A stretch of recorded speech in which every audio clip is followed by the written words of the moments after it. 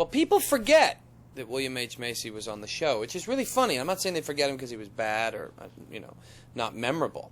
They just, because he's gone on to do, William H. Macy's done some of the greatest movies ever. They kind of forgot that time when he was on it because he wasn't like a major regular. He was just, coming and going. But he is back, man, and there's nobody that acts like that guy. There's nobody that looks like him. In a scene, I'm not kidding, and I've said this a couple times in my career, you can't help but be good when William H. Macy is standing next to you or talking to you in a scene. He was on from the beginning, and he ran the hospital. But in this episode, they're saying that he was even here before then. So he actually predates the show, which I think is so nice. It's so cool to go, that first shot of Anthony Edwards in the first episode of ER, it actually was before then, too, and there was a whole, I don't know Rance Howard, obviously Ron Howard's father, plays a patient that worked here even before that. So it creates more of a history about the ER than even exists now, which is a lot. And now you know that it's been going on for decades and decades. So it's just a classy way to not only bring somebody back, but then Rance Howard and William Macy are friends, or almost like father and a son, and it's a cool relationship. This guy Oliver, Dr. Oliver Costin, sees through his eyes what the ER looked like in 1968. And we have to then look like we're in the 60s. And it's such a fine line for the writers and even as actors, and Mimi Leder, who's directing, it's not comical.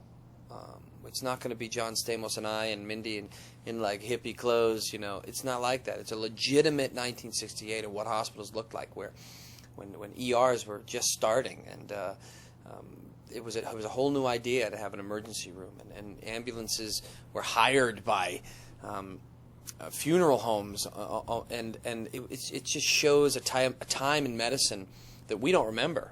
I don't even know. I'm sure my father remembers it, but we're so used to now being able to walk into any ER or even calling our doctors on the phone, and even having home medicines that far exceed what they had back then. But it's really neat to see, and he sees us in 1968. So it's a difficult episode of film because you don't want to laugh at it. You don't want to be like, oh, look at the people I know, and all of a sudden they have this weird hair. It's more than that. It's the way the doors look and the walls and everything, and it's a really tough thing. It's a time travel episode, and it has to be done in a classy way that only ER can do it. Mimi Leder directing, that's scary as well because she's a film director. And she doesn't let you pull any of your tricks. And on television, you can really start to have tricks. Oh, they want a reaction here that I'm sad. Okay, I'll give you a sad number 3. On my list of tricks. You can't do that with Mimi Leder because she's always watching, and she'll cut it. She'll be like, cut.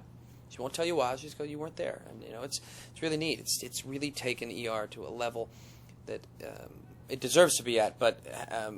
That only the last season can have, because everybody just is fighting to make this the greatest season, and it's turning out to be that, no question.